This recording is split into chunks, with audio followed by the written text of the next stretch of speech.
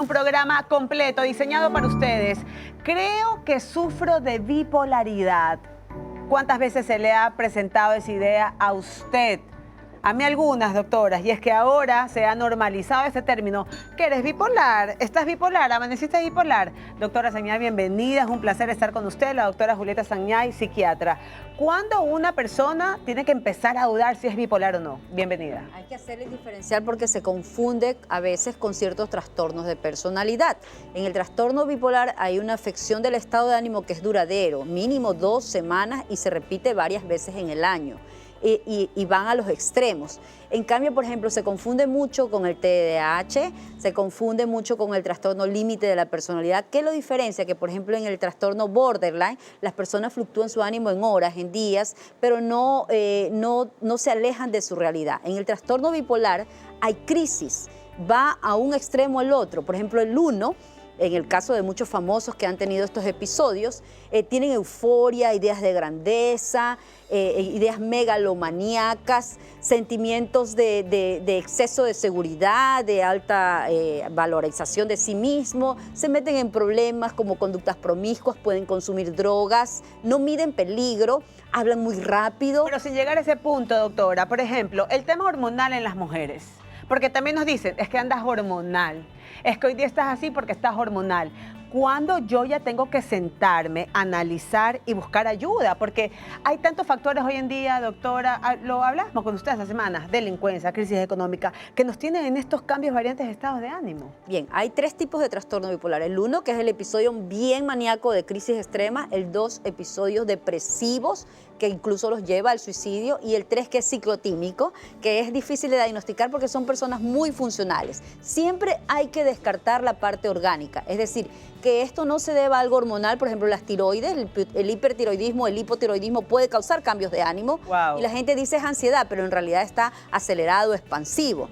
Entonces siempre hay que descartar lo orgánico, ciertos tipos de trastornos del cerebro, de lesiones cerebrales. Siempre hay que diagnosticar la parte orgánica, es decir, que no se deba a una enfermedad o que estés tomando algún medicamento. Nuestra ama de casa, usted que nos está viendo, dice: Gaby, con lo que me acabas de mencionar, tengo que sacar una cita con el psiquiatra. Usted como especialista, ¿cuáles son los primeros requerimientos que le solicita al paciente para descartar si es bipolaridad Como o no? médico solicito todo un panel de exámenes, pruebas de tiroides, TSH, T3, FT4, un electroencefalograma para saber si sus ondas cerebrales, cómo está funcionando su cerebro, incluso una resonancia magnética si tengo alguna duda, porque pueden existir trastornos del ánimo que son causados por situaciones orgánicas del cerebro. Entonces, hago una psicometría, que es un test de personalidad en donde descarto cualquier otro trastorno de personalidad. En este test, preguntas como cuáles, doctora. Si Bien, pudiéramos hacer 3 para que nuestra audiencia vaya analizando también en casa. Hay distintos tests. Hay algunos tests en donde te describe tus rasgos de personalidad y podemos diferenciar si es un rasgo o un trastorno. Okay. Un rasgo, por ejemplo, estoy hiperactivo, acelerado, pero es un rasgo, no llegas a una crisis, no llegas a... tu estado de ánimo no trae consecuencias en tu vida diaria. Okay. Pero hablemos del bipolar 1, por ejemplo, se mete en problemas, se mete en deudas, empieza a regalar las cosas, tiene conductas peligrosas, habla muy rápido, pelea, se irrita. Puede llegar en crisis de manía a estar con una extrema agresividad. Muchas personas conviven con estas personas y lo creen, lo normalizan, no, que él es así, pero puede ser que él esté en un estado maníaco y en donde hay extrema agresividad e impulsividad, puede darse el caso. En los estados depresivos, que es muy preocupante, se confunde con el trastorno depresivo. Correcto. En los estados depresivos, estas personas, en cambio, se abandonan en la cama, no se bañan porque no tienen fuerzas. No tienen fuerzas ni para levantar el teléfono, y aquí ocurren muchas situaciones de suicidio, que ha sido el caso de muchas personalidades famosas y que no buscan ayuda o buscan las drogas para salir de la situación. Qué importante lo que nos acaba de mencionar. También como importante consideramos, junto con la doctora, ponerles en pantalla cuáles son aquellos síntomas. Así que tómese su tiempo, analícelo y busque ayuda. Primero, doctora, optimista, eufórico, animado, nervioso, acelerado, más activo de lo normal, mal genio o extremadamente irritado. Los pensamientos van muy rápido, lo mismo al hablar, y duerme menos. Doctora, a breves rasgos, yo tengo uno que otro. ¿Me hace una persona bipolar? No, porque tiene que haber una duración de al menos 2 semanas y que los episodios se hayan repetido durante 1 a 2 años. Tiene que haber algo muy marcado, tiene que ser muy marcados. No por un día que estás eufórico vas a decir que tienes un trastorno bipolar. Y hay que diferenciar manía de hipomanía, que son síntomas más leves, ¿no? Y son personas funcionales. Tener trastorno bipolar no te hace loco, hay que quitar el estigma. Es más, estas personas son muy inteligentes, son creativas, son muy intelectuales, han creado el mundo. El problema es que no hay un freno, Siempre nosotros pedimos un examen que se llama litio, la litemia. Con eso medimos porque y podemos dar un tratamiento. Hay muchos diferentes tipos de tratamientos estabilizadores del ánimo, lo cual las personas se compran libremente en las farmacias, ni siquiera causan dependencia ni nada. El problema está, por ejemplo, en el caso de Britney Spears. A ella le han dicho que el litio es malo, que no debe tomar, y miren cómo está ella, ciclando de un estado a otro, a diferencia, en cambio, de Lady Gaga, que ella incluso hasta le hizo una canción, muchos de estos artistas le han hecho canciones a litio, correcto, que han aceptado el tratamiento y que viven una vida normal. Se puede vivir una vida normal. Hay esperanza, doctora. Alejandro, ¿no tienes una consulta? Sí, Gaby, la doctora Julieta Sanay es la única persona a la que le he permitido que me diga bipolar. Pero quiero desasnarme en torno a una idea. ¿La bipolaridad es pasajera, son momentos o es una patología que ciertamente uno tiene que tratar? Es una patología que se mantiene para el resto de tu vida, pero hay estados de eutimia, llamamos nosotros, donde las personas están normales, estados normales, donde no hacen crisis y pueden mantenerse con una dosis mínima, pero siempre en contacto con el médico. Hay que siempre revisar qué tipo de crisis son. A mí más personalmente como médico me preocupa el bipolar 2 cuando tiene estados depresivos, porque pueden llegar a cometer el suicidio. En cambio, en estado de manía, bueno, a veces los pacientes se reconocen a ellos mismos. Yo siempre les enseño a los pacientes, les digo cómo reconocer los síntomas. No duermes, ya no estás durmiendo 3 días, estás que hablas mucho, estás que caminas para allá, ya pasó más de una semana, estás entrando en un estado de manía y tenemos que ajustar la medicación y poner el freno. Siempre les digo, es tu freno. El freno. Hay que poner el freno. Entonces no dejes que caigas en crisis. Entonces siempre es importante enseñarle a las personas reconocer qué los puede llevar a la crisis y cuándo están presentando un estado maníaco o un estado depresivo. Qué importante. Dorita, ¿tienes una consulta? Doctora, buenos días.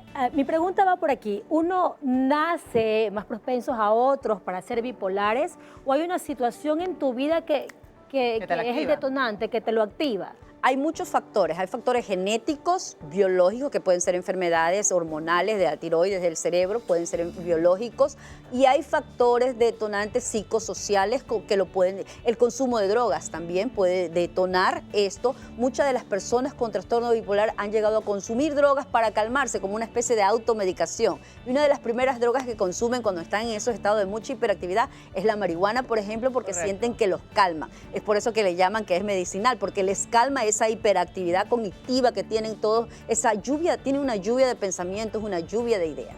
Doctora, y ahí me quiero quedar, porque si bien es cierto, si son causantes genéticos, causantes de enfermedades mentales, me quiero centrar en lo psicológico, en lo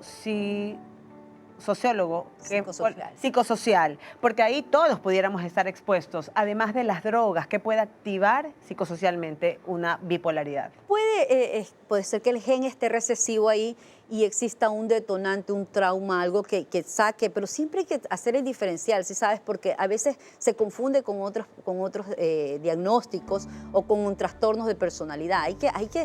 Es más, somos muy cautos, observamos mínimo al paciente 1 año para decir ya es el diagnóstico. Sí, hay que observar al paciente porque a veces se confunde.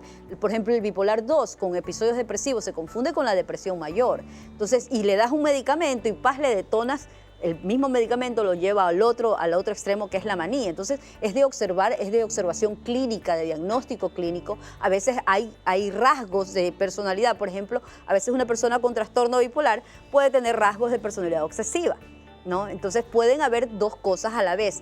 O a veces estas personas son ciclotímicas. Por ejemplo, ese es otro estado. ¿Ciclotímica? ¿Qué es eso? Ciclan de un extremo a otro, pero son funcionales. Son funcionales, se manejan bien y ese es más difícil de diagnosticar y de confundir con otros trastornos. Niños, doctora, ¿existen niños con bipolaridad o esto es algo que se ve más en adultos? Nosotros esperamos ser más cautos para dar un diagnóstico, precisamente para evitar el estigma.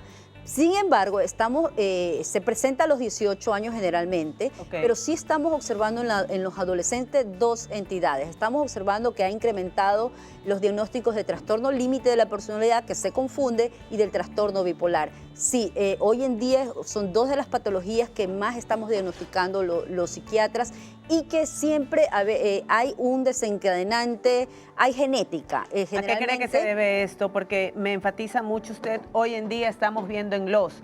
Eso quiere decir que antes no se veía, pero ¿cuál cree usted que es el detonante? Que los adolescentes presenten estos dos. Que los adolescentes tienen más acceso a la información, al internet, y ellos mismos les piden a los padres que los lleven, porque saben que esto ya no es cuestión solo psicológica de decir, de darle un consejo ni nada. Saben que algo en su interior está pasando, ocurriendo, y que no lo pueden manejar. Ayer una joven que estaba con un estado depresivo me dice, ya no puedo, ya estoy cansada. Le pedí a mi mamá que me traiga porque ya no puedo manejar esta situación dentro de mí. Esto ya no depende de mí. De sacar también la fortaleza del que piensa que lo posee, ¿no, Dorita? Otra pregunta, doctora, ¿qué pasa? Y específicamente para todas las mujeres que nos están viendo y están atravesando por la perimenopausia o por la menopausia, como que hay muchos cambios, se dice, yo aún no los conozco, pero se dice que es así. ¿Cómo hacer para no confundirse estos cambios con estoy padeciendo de bipolaridad?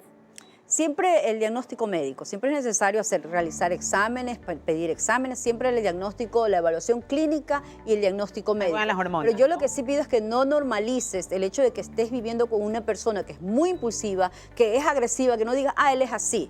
El rey de la fiesta, por ejemplo, el que regala todo, el que quiere, pero de pronto tiene esos extremos de insultar o decir sin filtro las cosas. No normalices esto, porque posiblemente estás conviviendo con alguien, y fíjate, muchos de estas personas, los niños conviven con padres que a veces tienen este diagnóstico y generalmente a veces pueden maltratarlos si no se los diagnostica a tiempo. Si no se les pone el freno, como usted me lo acaba de mencionar. Con la doctora Sagniay hemos analizado todo el terreno, hemos visto la diferente sintomatología, pero ¿qué hacer cuando un paciente ya ha sido diagnosticado? Por favor, producción, si me pone la claqueta, ¿qué debemos hacer si tenemos una persona con crisis de trastornos de bipolaridad? Doctora, vamos punto por punto porque me parece muy importante. El primero, en crisis de agresividad, no confrontar. No confrontar, porque la persona precisamente no mide los impulsos, está desinhibido, no tiene frenos, y esta persona puede agredir, romper las cosas, y peor si está en un cuadro psicótico, si está alucinando o tener paranoia, entonces puede realmente agredirte o andar con armas o sacar cuchillos. No lo confrontes.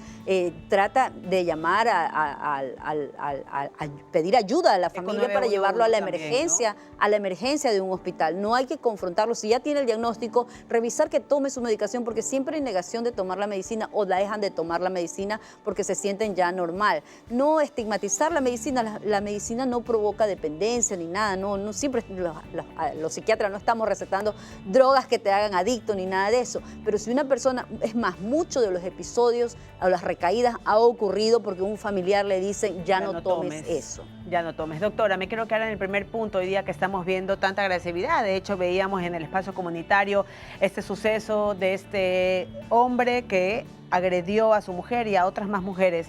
Puede él presentar un trastorno, y en esos casos es mejor no confrontar al paciente, porque puede ocupar o puede terminar en una situación como esta. Sobre todo nosotras las mujeres, que a veces somos un poco neuróticas y estamos insistiendo. No, es mejor apartarse, guardarse en un lugar seguro, buscar ayuda de tu familia y tratar de buscarle la ayuda profesional, llamar al 911, pero no confrontarlo. Pero no sabemos si tenía paranoia, no sabemos si está bajo el efecto de una sustancia o está en un estado, en una crisis maníaca del trastorno bipolar. Segundo punto, en estados depresivos, nunca decirle, pon de tu parte. Y eso lo vimos, doctora, en el especial de salud mental que iniciamos el año pasado, que claro, uno por tratar de ayudarlo, pero no, nunca hay que decirles pon de tu parte. ¿Por qué, doctora? El 10 de septiembre se celebra la prevención contra el suicidio y poco se habla de esto. Y los pacientes en estado depresivo detestan que alguien les diga que ponga de su parte. Simplemente, y aquí hay que diferenciar entre si este episodio depresivo es una depresión bipolar o es una depresión mayor. Hay que saber diferenciar, es bien confuso. Entonces la persona no puede, realmente su cerebro se apagó. La bioquímica, los neurotransmisores no está, la serotonina no está nada funcionando, y la persona no es que no quiere poner de su parte. No puede, no tiene fuerzas, no tiene energía, más bien llévalo de la mano y busca ayuda profesional. Y con amor, como siempre decimos. Y eso ¿no? sí, después de que lo estabilizamos, yo siempre les digo, usted es como un carro chocado. Lo vamos a enderezar, hay que pintarlo. La pintada significa la psicoterapia. Siempre va de la mano el psicólogo, la psicoterapia, para evitar una recaída y revisar cuáles son los detonantes que lo llevan a presentar este cuadro. Y tercer punto, con intentos o planeamiento suicida, el acompañamiento debe ser 24 horas y en silencio. En silencio, no lo juzgue, valida sus sentimientos, buscar ayuda siempre ante una idea y una planificación suicida. Es mejor que acudas a un hospital. Esto es algo de que es un riesgo vital y se debe tratar como una emergencia de vida. Doctora, me encanta y le digo de corazón y creo que represento a toda nuestra audiencia. Me encanta conversar con usted porque nos deja momentos esperanzadores a las personas que sufren de bipolaridad, que hay un camino, pero que ese camino uno debe de decidir correctamente con quién lo cruza. Un mensaje final para nuestra audiencia. Y sobre todo, no estás loco, no pierdes jamás tu inteligencia, no pierdes tus capacidades, solo no permitas que te caigas en crisis, nada más que se detonen estas crisis y seguir al pie de la letra lo que te diga tu médico. Gracias, doctora. Espero verla el 10 de septiembre, que es un día importante para dejar sembrado un mensaje en nuestra audiencia. Muchas gracias. Bueno, continúa.